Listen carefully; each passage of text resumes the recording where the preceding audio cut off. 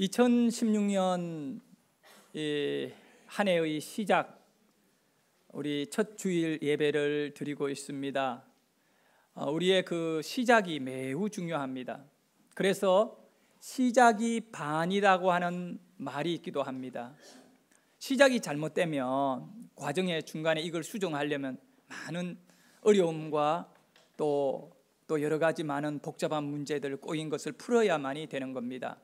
그렇기 때문에 한 해를 잘 시작하면 그것이 우리에게는 큰 복이 되고 또 우리의 삶 속에 행복과 은혜가 몰려오는 길을 열게 되는 것입니다. 우리는 오늘 새해 첫 주일 예배를 드리면서 어떻게 시작하는 것이 하나님 앞에 복을 받을 수 있는 은혜의 삶인가를 살펴보도록 하겠습니다. 신명기 28장 2절에 보면 네가 내 하나님 여호와의 말씀을 청종하면 이 모든 복이 너에게 임하여 네게 이르리니라고 말씀하고 있습니다. 여러분, 세상의 모든 복이 우리에게 임하는 방법이 뭐냐 하면 여호와 하나님의 말씀을 청종하면 모든 복이 너에게 임할 것이며, 여기서 청종이라는 말의 의미를 깊이 있게 우리가 붙잡아야 됩니다. 살펴봐야 됩니다. 그 말씀의 의미 속에 방향의 길을 잡아야 된다는 거예요. 청종이란 말은 한문으로 표현된 단어인데 들을 청, 귀로 듣는 것을 말하는 거예요. 여호와 하나님의 말씀을 듣고 순종하는 것을 말해요. 그래, 듣고 순종하게 되면 이 모든 복, 1월에도 2월에도 또 이어져서 12월까지도 또 가정에서도 직장에서도 우리 예배드리는 가운데에서도 모든 일에 하나님이 복을 주시겠다. 교회에 이제 1년 다니고 2년 다니면서 성도들 가운데 낙심하는 분들이 참 많습니다. 아니, 교회를 다니게 되면 하나님의 능력이 나의 삶에 도움으로 역사해야 되는데 예수를 안 믿기 전이나 교회 안 다닐 때나 큰 차이가 없다, 이렇게 해서 이 마귀 시험에 빠져가지고 교회 나오는 것을 중단하고 이런 분들도 간혹 있습니다. 왜 그러냐? 제대로 하나님의 말씀을 배우고 행하지 않았기 때문에 그런 거예요. 성경은 뭐라고 말씀하느냐 하면 청종하면 복을 주겠다 그랬지, 그저 예배에 와서 앉아있으면 복 주겠다고 말한 적은 한 번도 없어요. 여러분이 그저 앉아있다가 돌아가서는 그것이 여러분에게 복이 된다든가 힘이 된다든가 은혜가 된다든가 회복이 되지 않는다는 겁니다. 여러분이 말씀을 듣고 아주 깨어가지고 아주 이렇게 열심히 또 집중적으로 하나님의 말씀을 듣고 난 다음에 종을 해야 돼요. 종이 뭐냐고? 순종이다. 그 말씀대로 순종하면 복을 준다는 거예요. 그런데 말씀을 듣고 순종을 했는데도 불구하고 내게 복이 없다, 그럴 때에는 하나님께서 그 사람에게는 특별한 계획이 있는 거예요. 예수님이 십자가를 통하여 특별한 계획이 있었듯이 엄청난 계획이 있는 거예요.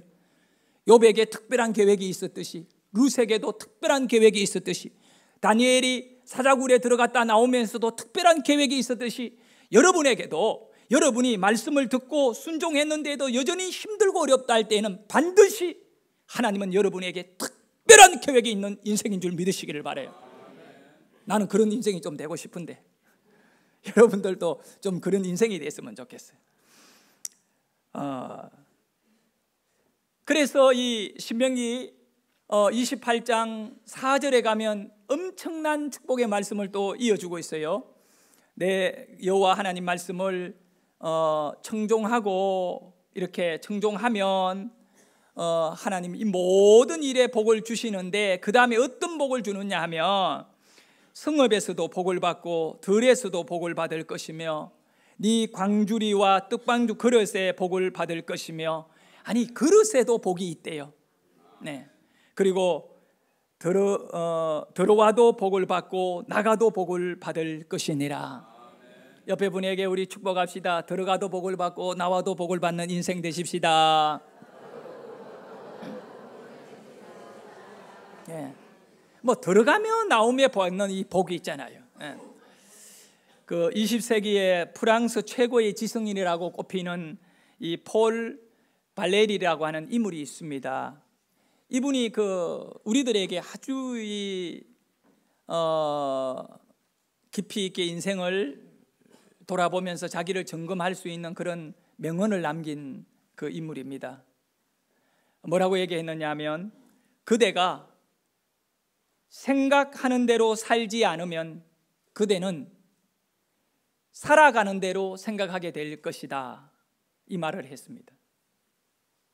뭐 그기 그건 것 같고 여러분, 그대가 생각하는 대로 살아가지 아니하면 그대는 살아가는 대로 생각하게 될 것이다. 이거를 깊이 좀 묵상을 해야 돼요.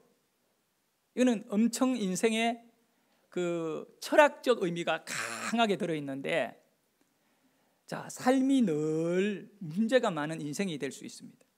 어렵고 힘들고 또 나쁜 것으로 삶에 이 좋지 못한 습관이나 행동까지도 우리의 인생에 아주 뿌리 깊게 이렇게 우리 인생의 발목을 붙잡고 있을 수 있습니다. 그런데 사는 대로 생각하는 사람이 어떤 사람이냐면, 가난한 거를 가난한 대로 생각하는 사람이에요. 그냥 남들과 다투고 싸우게 되면 다투고 싸우는 일에 모든 생각을 다 쏟아붓고 사는 인생이 된다는 거예요. 그대로. 하지만 생각하는 대로 사는 사람은 어떤 사람이냐면, 생각은 언제나 우리의 삶의 수준보다 더 높은 수준, 더 좋은 것, 그 꿈과 비전을 가지고 인생을 계획하지, 어느 누가 나는 망해야겠다, 나는 병들어야겠다, 나는 다른 사람에게 아주 이렇게 하찮은 인생이 되어야겠다, 이런 목표를 가지고 사는 사람이 누가 있겠어요? 아무도 없거든요. 생각하는 대로 살아라, 이 얘기는 꿈과 비전을 가지고 그 현재에는 매우 힘들고 가난하고 또 문제가 많아서 이렇게 어디에 길이 안 보이고 이러더라도 길이 안 보인다고 안 보이는 것으로 살지 말고 길이 열릴 것을 그렇게 생각하고 그렇게 살아라는 거예요. 이렇게 살았던 위대한 인물이 있어요. 그것이 바로 성경 속의 믿음의 조상이라고 하는 아브라함입니다. 아브라함은 하나님이 주신 꿈과 비전을 가지고 그 비전대로 살기 위하여 살아가는 것에 있어 가지고 여러 가지 어렵고 힘들었지만 살아가는 대로 그대로 자기 삶의 거기에다가 엮여가지 않았다는 겁니다. 창세기 14장에 보면 너무 놀라운 말씀이 하나가 있는데, 소돔 왕이 아브라함에게 전쟁에서 빼앗은 노획물을 다 가지라고 말했던 것입니다. 이 엄청난 재물이었어요. 그런데 아브라함이 뭐라고 고백하느냐 하면, 내가 이 재물을 갖게 되면 큰 부자가 되는 것은 분명한 사실이지만 이 일로 인하여 사람들이나 소돔 왕 너 자신이 말하기를 소돔 왕 때문에 아브라함이 부자 되었다라고 하는 소리가 들리는 걸 나는 원치 않기 때문에 나는 이 노획물 가운데 실오라기 하나라도 나는 안 가지겠다는 겁니다. 이 아브라함의 생각이 뭐냐면, 나를 축복하실 자는 하나님이시다는 거예요. 왜냐하면 복의 근원은 하나님이신데 내가 부자 된 것은 하나님 때문에 부자 되었다라는 소리를 들어야지, 소돔 왕이 전쟁 노획물을 나에게 그저 줘서 그것 받아서 부자 됐다는 얘기를 듣고 싶은 마음이 없다는 거예요. 나는 가난하게 살아도 좋다는 거지. 그러나 최소한 나는 부자 되더라도 하나님 때문에 부자 됐다는 얘기는 듣고 싶다는 거예요. 성공하더라도 하나님 때문에 성공했다는 얘기를 듣고 싶다는 거예요. 머리가 똑똑하기 때문에 성공했다는 소리가 아니라 하나님이 은혜를 주시고 기도를 받으시고 영적인 삶 속에 하나님이 축복하셨다는 얘기를 듣고 싶다는 거죠. 요셉도 마찬가지지요. 요셉도 생각하는 대로 살아가기 위하여 얼마나 몸부림친지 몰라요. 우리가 잘 아는 대로 보디발의 아내가 눈에 보이는 환경에 그 향수를 뿌리고 막 늘 내가 얘기합니다만 여자가 남자를 꼬실 때 가장 화려한 거는 살을 드러내는 거예요. 야들야들한 거 막 그냥 반투명 옷을 입고 와가지고 요백에 와가지고 막 그냥 몸을 갖다 비비면서 달라두는데 요셉이 뭐라고 합니까? 요셉의 생각은 하나님이 나에게 복을 줄 건데 내가 하나님 앞에 죄를 지으면 이 복이 무너질 수밖에 없다. 노예가 어떤 그 비전을 갖겠습니까? 근데 이 요셉의 생각은 몸은 노예였지만 생각은 총리 같은 생각하고 살았어요. 그러니까 그 요셉이 생각대로 총리가 되는 거예요. 여러분 2016년도에 여러분의 생각이 말씀이기를 소원하고 여러분의 생각 속에 빼낼 수 없는 강한 이 박힌 목과 같이 어떤 생각을 가져야 되느냐 하면 하나님은 나의 복의 근원이다. 하나님은 나의 복의 근원이다. 이 믿음을 갖고 하루하루를 살아간다면 비록 환경은 어렵고 힘들더라도 반드시 그 생각대로 여러분은 축복 가운데 둘러싸여 있을 거라 믿습니다. 예수님께서 많은 무리들을 향하여 요한복음 오늘 우리가 읽었던 7장 38절 39절에 말씀하시기를 나를 믿는 자는 성경의 이름과 같이 그 배에서 생수의 강이 흘러나오리라. 이는 그를 믿는 자들이 받을 성령을 가리켜 말씀하신 것임이니라. 여러분 예수님께서 주님 앞에 나와 있는 모든 사람들에게 나를 믿는 자들에게는 예수님을 믿는 자들에게는 그 배에서 생수의 강이 흘러나오리라. 그리고 그 뒤에 이어지는 말씀은 그 생수는 성령을 의미한다라고 말씀하셨습니다.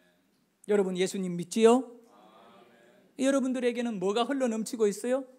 성령이 흘러넘치고 있다. 뭐 성령을 안 받았다 이런 말 할 수 없는 거는 성령을 받지 않고는 이렇게 예배를 드릴 수가 없는 거예요. 왜냐하면 예배하는 자는 하나님께 영으로 예배하기 때문에 영이 성령으로 붙잡힌 바 되지 않으면 우리는 절대 예배할 수 없습니다.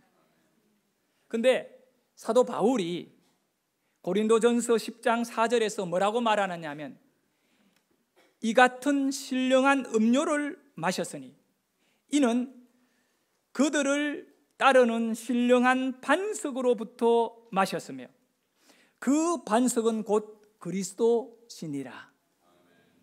이 얘기가 수천 년 전에 이스라엘 백성들이 애굽에서 나와서 광야 40년을 살아갈 때 하나님이 이스라엘 백성들이 물이 없어 목말라 죽게 되었을 때 모세에게 한 반석을 지시해서 가르쳐 주셨습니다. 그리고는 모세 들고 있는 지팡이를 그 반석에다가 가리키면 하나님이 물을 주겠다. 우리 인간적인 생각으로 바위인데 흙도 아니고 바위인데 거기에다가 지팡이를 가르치면 지팡이를 지시하고 이렇게 갖다 대면 그 바위에서 물이 나오겠다는 거예요. 근데 모세가 하나님의 말씀대로 지팡이를 바위에다가 이렇게 가리켰을 때 바위가 갈라지면서 망치도 아니고 그냥 지팡이를 나무 지팡이를 갖다 댔는데 바위가 갈라지면서 거기에서 생수가 솟아났는데 얼마나 많이 나왔느냐 하면 200만 명 되는 이스라엘 백성들이 다 먹고도 남을 물이 솟아났습니다. 그 얘기를 사도 바울이 고린도 교인들에게 하고 있는 것입니다. 신령한 물이라는 거예요. 신령한 물 어디에서 나왔다? 바위에서 나왔다. 그런데 그때에 그 바위는 무엇을 의미하느냐 하면 곧 그리스도다. 왜냐하면 그 광야의 백성들은 물 안 먹으면 죽어버려요. 물 안 먹으면 죽는데 하나님께서 그 바위를 통하여 물을 줘서 그를 살려줬기 때문에 예수 없이 우리는 죽게 되어 있어요.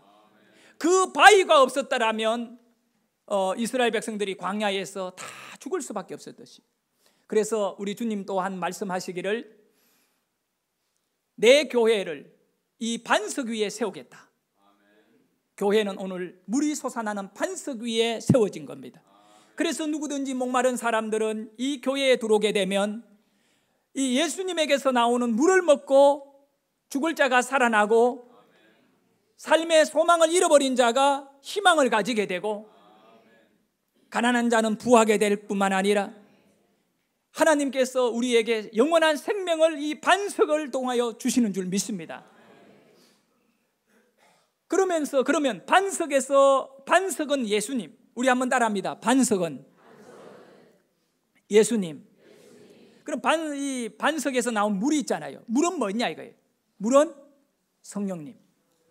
그래, 성령님은 누구에게서 나온다고? 예수님에게서 나오는 거예요. 그래, 우리가 반석만 바라보고 있어서는 절대로 살 수 없어요. 이 반석, 교회 속에, 성경 속에 여기에서 나오는 생수를 먹어야 우리가 사는 것입니다. 성령님이 나를 살려주셔야 내가 사는 것이죠. 여러분, 반석이신 예수 그리스도, 그리고 교회에 와서 이 예수님을 통하여 성령을 깊이 있게 여러분이 맛볼 수 있기를 축원합니다. 이사야 44장 3절에 보면 나는 목마른 자에게 물을 주며 마른 땅에 시내가 흐르게 하며 나의 영을 내 자손에게, 자, 나의 복을 내 후손에게 부어주리니. 하나님께서 목마른 자에게 물을 준다라고 말씀하시면서 나의 영을 너의 자손들에게 부어주겠다는 거예요.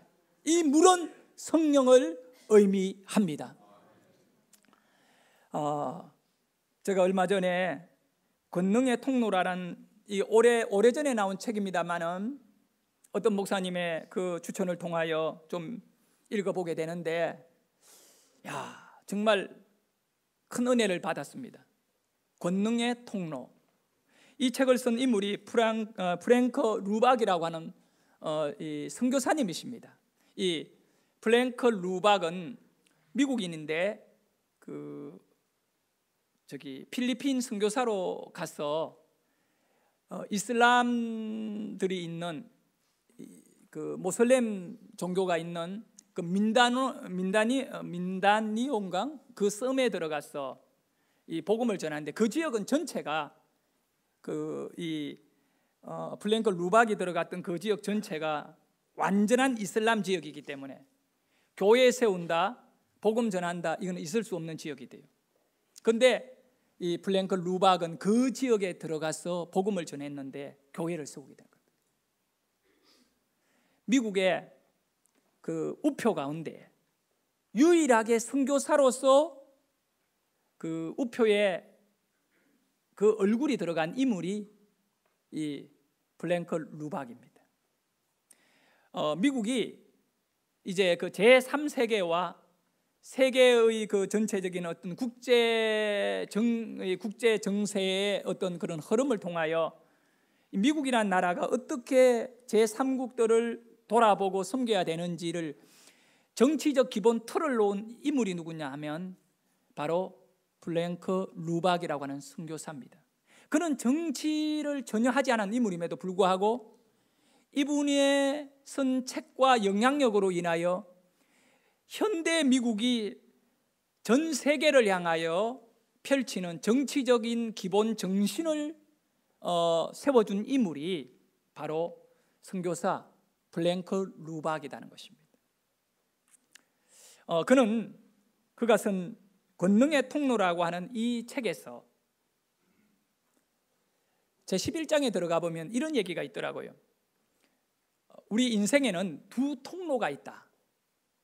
하지만 그 통로에 문이 닫혀버리면 모든 삶이 다 핍절하게 된다라고 하는 겁니다. 첫 번째 통로는 하나님의 위에 하나님 절대자를 향한 통로가 있다는 거예요. 그 하나님을 향한 통로의 문 이름이 공급의 문이라는 겁니다. 우리 인생의 건강, 또 살아가는 모든 삶의 의욕들은 다 누구에게서 받은 거냐면 하나님께서 공급의 통로의 문을 열어주셔야만이 우리가 그거를 받을 수 있다는 거예요.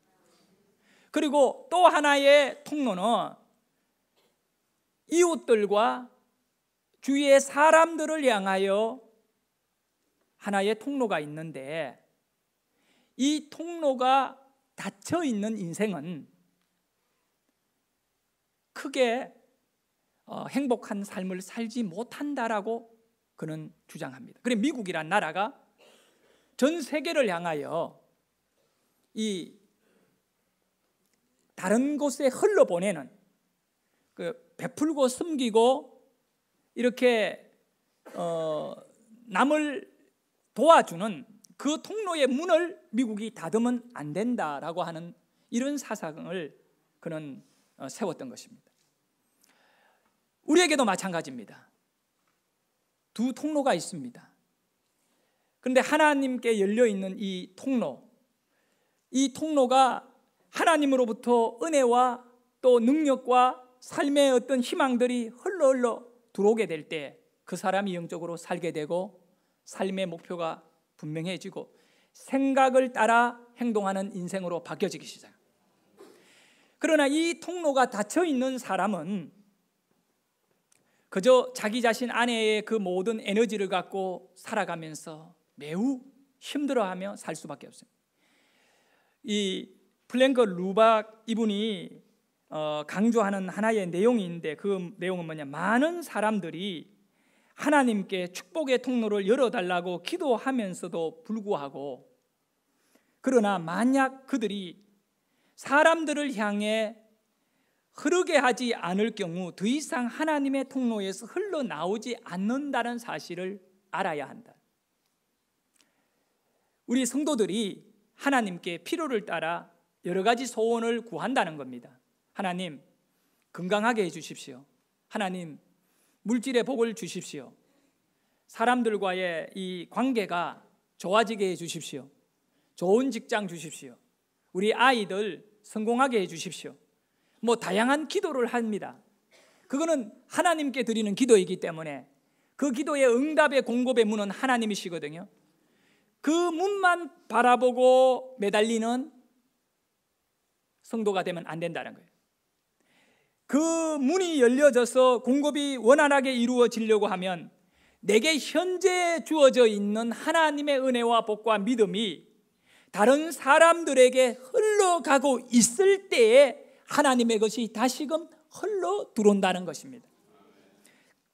그래서 제가 이 책의 내용을 묵상하면서 이런 생각을 저는 가져봅니다. 여러분, 우리는 그릇이나 양동이를 가지고 하나님에게 부어달라고 하는 그런 삶의 방식을 벗어나야 한다는 겁니다.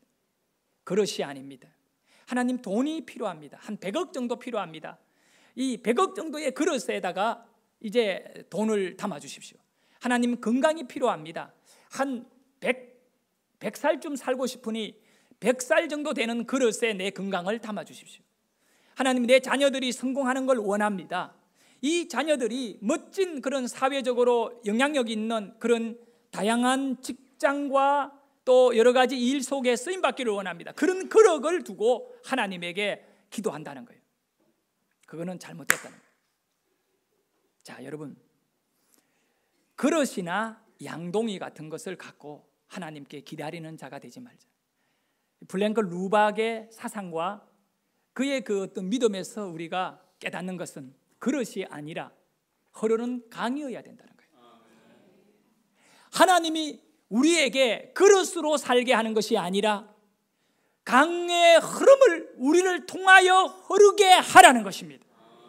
새안양교회를 통하여 흐르게 해야 되고, 우리 새안양교회 성도들의 삶을 통하여 세상에 목마른 많은 사람들이 그들의 심령을 적실 수 있도록 흐르는 통로가 되어야 된다는 거예요. 무엇이 흘러야 되느냐? 하나님의 것이 흘러야 된다는 거예요. 성령이 흘러야 된다는 거예요. 사랑이 흘러야 된다는 거예요. 용서가 흘러야 된다는 것이요. 섬김이 흘러야 된다는 거죠. 이것이 바로 흐르는 자의 축복인 것입니다. 양동이에 물을 한 양동이를 받아두면 그 한 양동이로 모든 것이 끝나요. 그러나 흐르는 강을 가진 사람은 한 양동이가 아니라 끊임없이 수천 수만 양동이를 흘러보내지만 또 하나님은 우리에게 흘러 공급하여 주시는 것입니다. 이 축복이 흐르게 하는 인생이 되어야 됩니다. 멈추어 있으면 전혀 우리의 것이 되지 못합니다.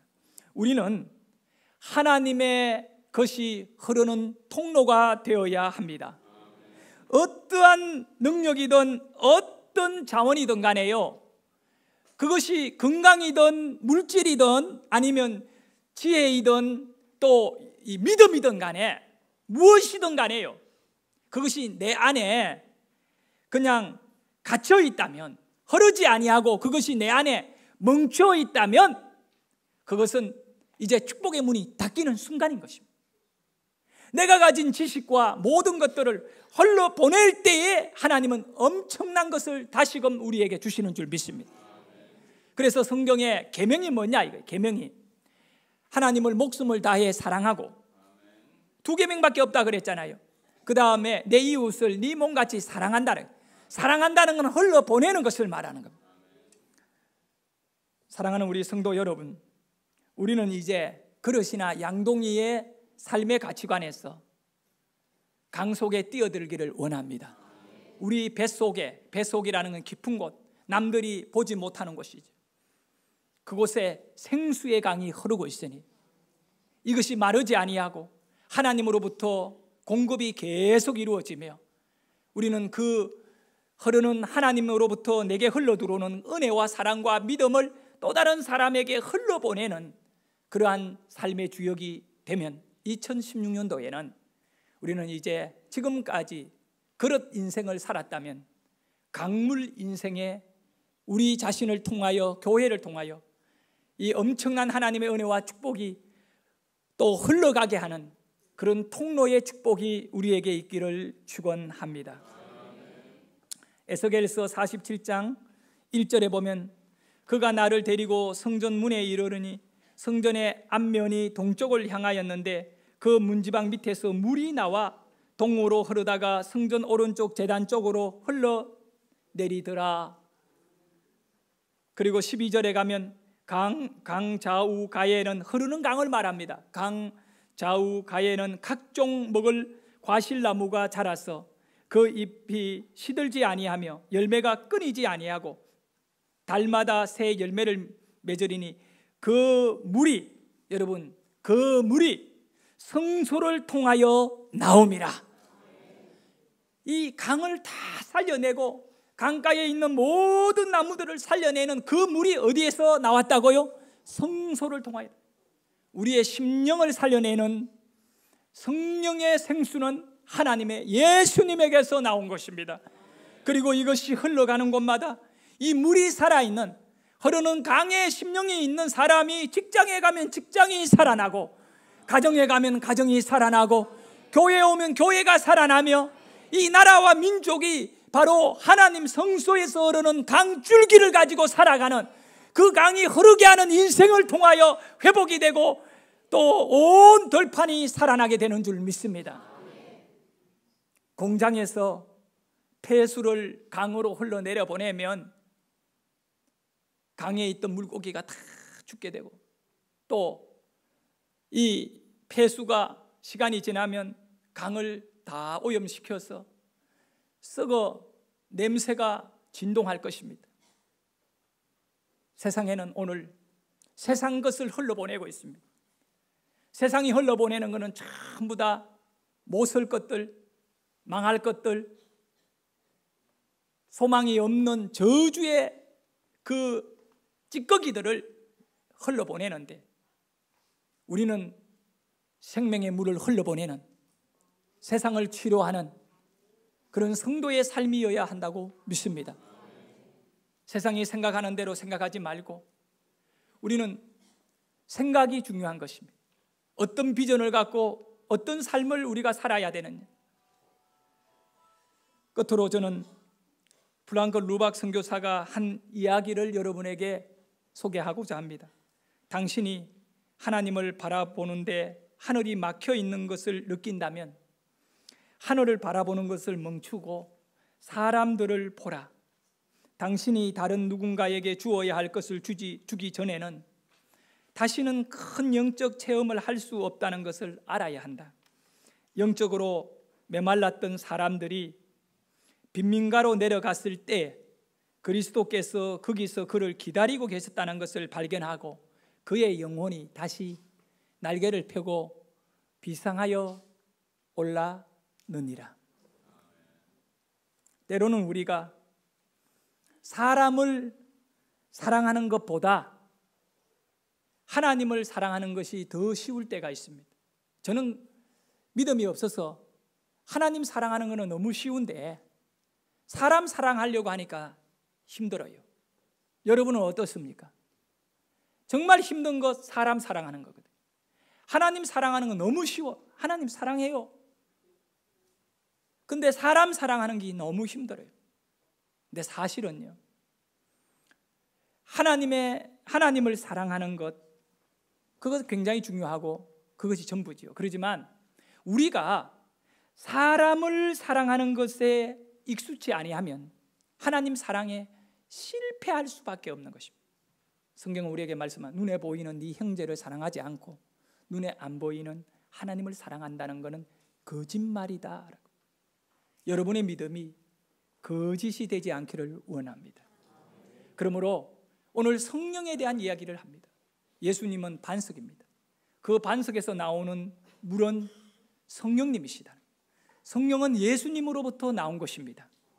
그리고 여러분에게 심령 깊은 곳에 성령의 역사가 오늘도 살아 움직이는 겁니다. 이 성령은 왜 우리에게 있느냐 하면 우리를 살리는 영입니다. 성령은 살리는 영입니다. 병든 자를 살려주고 꿈과 희망을 잃어버린 자에게 꿈과 희망을 주는 것입니다.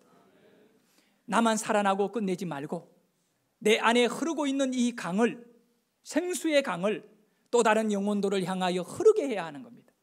우리 새안양교회가 2016년도에 또 하나의 강줄기를 만들어서 저 하남에 생수의 강을 개척하게 됩니다. 우리의 믿음들이 그곳에 흘러내려갈 때 그곳에 있는 많은 영혼이 살아나게 될 줄 믿습니다. 여러분, 이 생수의 강이 여러분의 가정에도 흐르기를 원합니다. 가족들 가운데 좌절하고 절망하고 삶의 희망을 잃어버린 자가 있다면 이제 믿음의 생수의 강이 여러분의 기도를 통하여 말씀을 통하여 살아있는 하나님의 말씀이 그 영혼들을 살리게 될 줄 믿습니다. 성령은 살리는 영이니 이 성령이 예수로부터 우리에게 왔고 우리는 이 교회로부터 세상에 흐르게 해야 할 것입니다. 여러분이 머무는 곳에 직장이든 가정이든 또 이웃에 누구를 만나든 간에 여러분은 흐르는 인생이 되시기를 축원합니다. 우리 함께 기도드립시다.